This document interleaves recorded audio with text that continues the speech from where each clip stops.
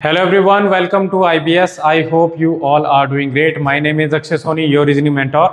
तो जैसे कि आप स्क्रीन पे देख चुके होंगे कि आज हम डिस्कस करेंगे, कोई टॉपिक नहीं है, हम सिर्फ PYQs के बारे में डिस्कस करेंगे कि PYQs जो है आप अपने एग्जाम्स के लिए कैसे यूज़ कर सकते हैं। मैं स्पेशली यहाँ पे बात कर रहा हूँ SSC की और रेलवे एग्ज़ाम्स की, ठीक है, क्योंकि आपको अभी पता है कि रेलवेज़ की NTPC की जो पोस्ट निकली है, ठीक है, 39,000 के अराउंड पोस्ट हैं। तो उसमें आपको SSC में और जो रेलवे का जो एग्ज़ाम रहता है, इनमें दोनों में कॉमन रहती है रीजनिंग के जो कुछ टॉपिक्स, मतलब ऑलमोस्ट बोल सकते हैं कि बहुत सारे टॉपिक्स जो है आपके कॉमन रहते हैं। तो मैं बताना चाहूँगा कि आप PYQs आप किस तरह से इनको यूज़ कर सकते हैं अपने एग्ज़ाम्स को स्ट्रेंथन करने के लिए, अपने एग्ज़ाम को क्लियर करने के लिए, ठीक है। तो इसी के साथ मैं आपको बताना चाहूँगा कि अगर आप हमारे चैनल पे नए हैं तो चैनल को सब्सक्राइब करें, इस वीडियो को लाइक कर दें, शेयर कर दें, ताकि ये जो है वैल्यूएबल कंटेंट जो है बाकी स्टूडेंट तक भी पहुँचे। तो हम स्टार्ट करते हैं। देखिए अभी यहाँ पे आपके सामने इसमें अवेलेबल है कि how to PYQs help in what, किस चीज़ में हेल्प करते हैं। तो देखिए सबसे पहले एग्जाम पैटर्न। एग्जाम पैटर्न बोलने का मतलब है ये आपको बताएगा कि टाइप ऑफ क्वेश्चन क्या है, ठीक है। एक टॉपिक के आपको पता है कि डिफरेंट टाइप्स होते हैं क्वेश्चन के, ठीक है। जैसे मैं ब्लड रिलेशन की बात करूं तो उसमें आपको जनरेशन बेस्ड क्वेश्चन बनेंगे, जिसमें कि कुछ पर्सन बताए होंगे, मान लो जैसे 6 लोग हैं तो उनका एक दूसरे से रिलेशन बताया होगा, उस तरह के क्वेश्चन। दूसरा आता है पॉइंटिंग टू वाला या इंट्रोड्यूस करने वाला, एक दूसरे को इंट्रोड्यूस करते हैं वो वाले क्वेश्चन। और तीसरा आता है कोडिंग बेस्ड क्वेश्चन। तो आपको टाइप ऑफ क्वेश्चन इसमें देखने को मिलते हैं कि एक टॉपिक से पर्टिकुलरली कितने क्वेश्चन आ सकते हैं, आ रहे हैं, ठीक है, ये आपको पता चलेगा।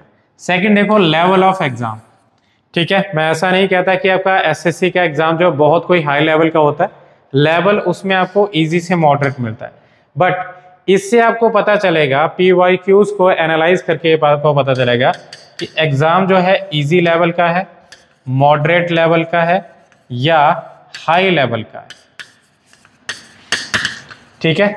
तो इससे आप एनालाइज कर सकते हैं। देखिए एक और चीज, type of question, exam pattern की बात करें तो आपको ऐसा भी हो सकता है कि एक कोई टॉपिक है उसमें से आपको डिफरेंट क्वेश्चन मिल रहे हैं, एक 2 से 3 क्वेश्चन मिल रहे हैं, उन क्वेश्चंस में भी आपको लेवल ऑफ डिफिकल्टी मिल सकता है कि वो आपको इजी लेवल का मिल गया एक क्वेश्चन, तो एक क्वेश्चन जो है टफ मिल गया, तो आपको प्रिपेयर किस तरह से रहना है ये आपको PYQs बताएंगे।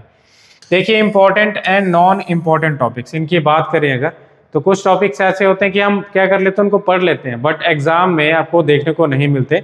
बट कुछ ऐसे टॉपिक्स होते हैं कि जिनमें कि बहुत आपको प्रैक्टिस करनी पड़ती है और वही आपको क्वेश्चन एग्जाम में देखने को मिलते हैं।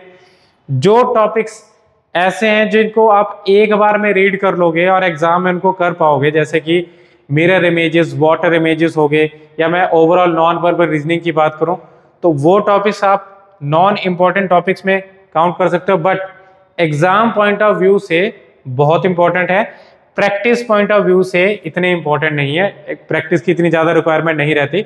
बट बाकी टॉपिक्स की बात करें अगर, जैसे ब्लड रिलेशन है, सीटिंग अरेंजमेंट्स है, पजल्स है, कंपैरिजन टॉपिक है, तो इनमें हमें बहुत सारी रिक्वायरमेंट रहती है। आपका जो टॉपिक्स है एनालॉजी और जो जिनमें मिसिंग नंबर होता है, वो टॉपिक्स बहुत इंपॉर्टेंट होते हैं, ठीक है।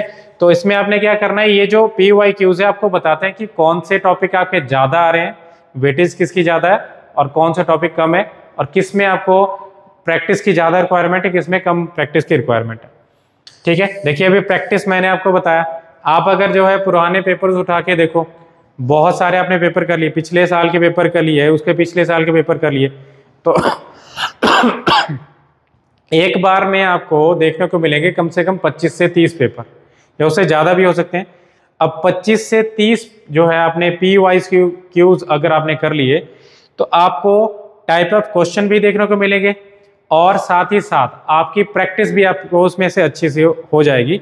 तो ये आपको प्रैक्टिस में हेल्प करता है। अच्छे से एक बार गो थ्रू कर लेंगे तो आपको कोई भी, मुझे नहीं लगता कि कोई प्रॉब्लम आएगी आपके एग्जाम को उसमें सॉल्व करने में। एनालिसिस की बात करें अगर, तो आप एनालाइज करोगे अपनी स्ट्रेंथ्स को, अपनी वीकनेसेस को, ठीक है, इनसे जो भी आप जो है PYQs को गो थ्रू करेंगे तो ये आपको PYQ जो इसमें हेल्प करते हैं।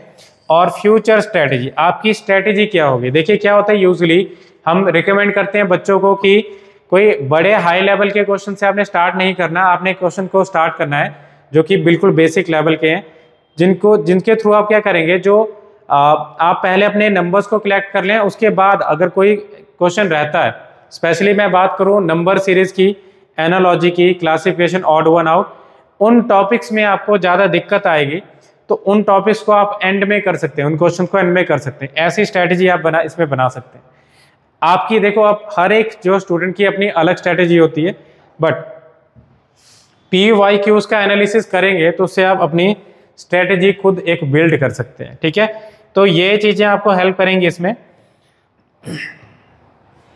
अब बात करते हैं कि PYQs किस तरह से आपको इसमें हेल्प करेंगे, क्या इसमें हेल्पफुल रहेगा, ठीक है। देखो, एरियाज ऑफ स्ट्रेंथ, अगर आप एक PYQ को सॉल्व कर रहे हैं तो उससे आपको पता चलेगा कि कौन से टॉपिक्स पे आपको ज़्यादा ध्यान देने की जरूरत है, ठीक है।